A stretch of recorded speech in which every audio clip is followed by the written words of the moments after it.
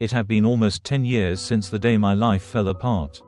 10 years of silence. 10 years of cold, unforgiving distance. I thought I had gotten used to it.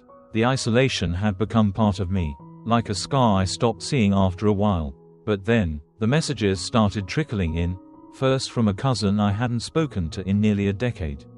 Then my aunt, and eventually my parents. Each message dragged me back to the place I tried so hard to leave behind. I remember the day it all started like it was yesterday. Family reunion, summer heat clinging to the air, the sound of children laughing and adults talking over each other.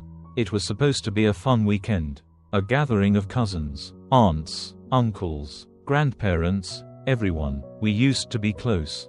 Before everything crumbled, I had been looking forward to it. I was 20 then, barely more than a kid, working my way through college, trying to figure out my life like everyone else my age. My cousin, Allison, was 18, still in high school but already on her way to a full scholarship. The golden child of the family.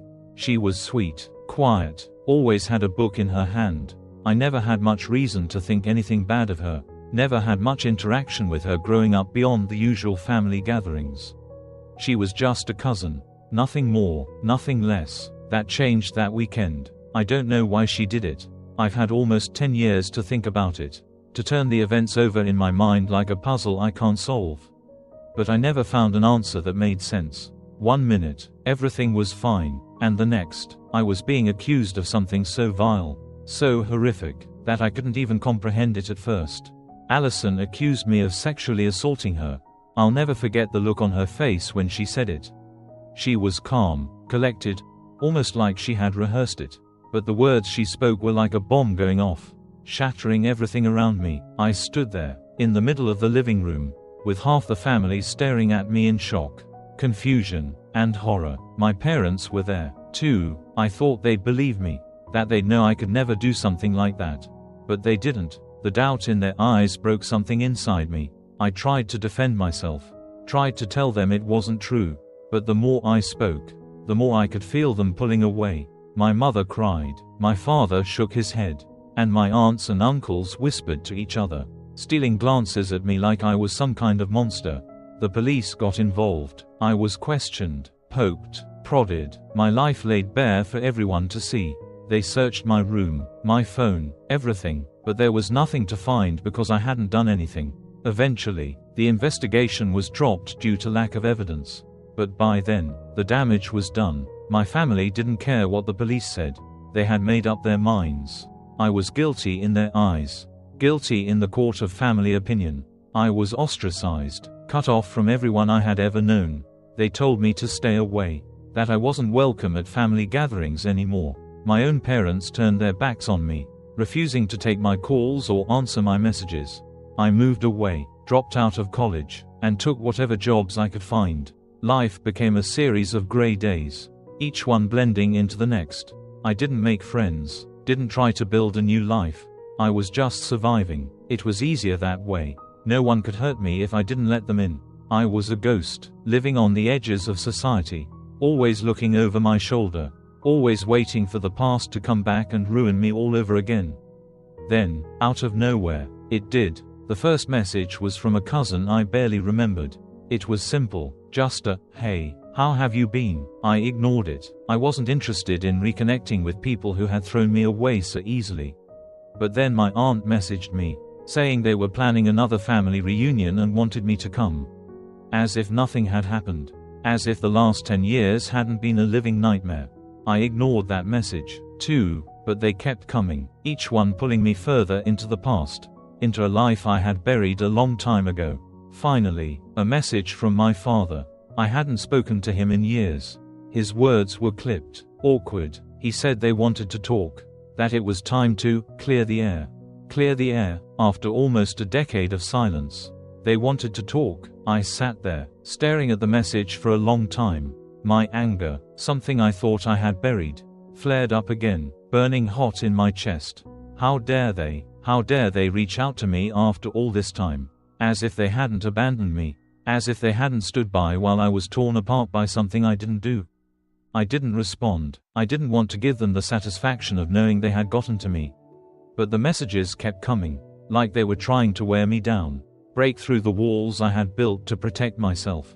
Eventually, curiosity got the better of me. I couldn't help but wonder what they wanted after all this time. So I called my father. "Hey," he said, his voice rougher than I remembered. "It's good to hear from you." I didn't respond right away. My mind was racing, my heart pounding in my chest. "What do you want?" I finally asked. There was a pause on the other end of the line. "We've been talking," he said, "your mother and I. We think it's time to move on from what happened." "Move on?" I repeated, my voice incredulous. "You think we can just move on from the fact that you all accused me of something I didn't do and then cut me out of your lives for 10 years? We didn't know what to believe at the time," he said, his voice defensive. "Allison was so convincing. Allison lied," I snapped, "and you all believed her without even giving me a chance to defend myself." There was silence on the other end of the line. I could hear him breathing, could almost picture him sitting in his old recliner, rubbing his temples the way he always did when he was stressed. "She admitted it," he finally said, his voice low. My heart stopped. "What? Allison? She admitted she lied, a couple of years ago. Said she made the whole thing up because she was jealous of you." I sat down, my legs suddenly weak. "Jealous? Of me?" "Yeah," he said, "I don't know the whole story. She's been in therapy. I guess it's all part of that. But we didn't know how to reach out. We didn't know what to say." I laughed, but there was no humor in it.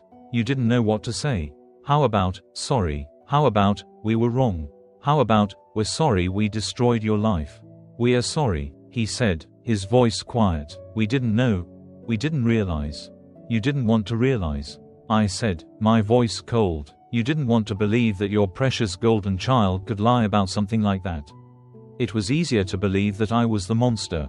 There was another long pause. "We want to make it right," he said eventually. "We want you to come home." I closed my eyes, trying to push back the flood of emotions that threatened to overwhelm me. "You can't make it right," I said. "You can't just undo the last 10 years. "I know," he said, "but we can try to move forward. As a family." I almost laughed again. Family. The word felt foreign in my mouth, like something I didn't belong to anymore. "I'll think about it," I said, though I wasn't sure if I meant it. When I hung up, I sat there for a long time, staring at the phone in my hand. Part of me wanted to throw it across the room, to scream, to cry, to do something to release the years of pain and anger that had built up inside me. But instead, I just sat there, numb. They wanted me to come home. They wanted to move forward. But I wasn't sure if I could. Not after everything that had happened. Not after everything they had done. I had spent so long trying to forget them, trying to erase them from my life. And now they were back, pulling me into the past, making me question everything all over again. What did they expect? Did they think I would just forgive them? That we could all pretend like nothing had happened? Did they even understand what they had done to me? I didn't know what to do. I didn't know if I could ever forgive them. But I also didn't know if I could keep living in this lonely limbo. Stuck between the past and the future. Always haunted by what had been taken from me. For the first time in years, I felt something other than anger. I felt lost. And I wasn't sure if there was a way back from that. In the end, I didn't have an answer. The choice between reconnecting with my family or leaving the past buried was heavier than I ever imagined. 10 years of silence, pain, and betrayal couldn't just be undone with a few apologies, no matter how heartfelt they seemed. I stood on the edge of a decision that would shape the rest of my life. Either I let them back in, with all the risks that came with it, or I continued down this path of isolation and self-preservation. Both choices terrified me in different ways. But for now, I wasn't ready. I needed time to figure out if forgiveness was even possible. Maybe one day I'd make peace with it all. Or maybe I wouldn't. Either way, it was my decision to make. On my own terms. For the first time in a long time, that small sense of control felt like a victory.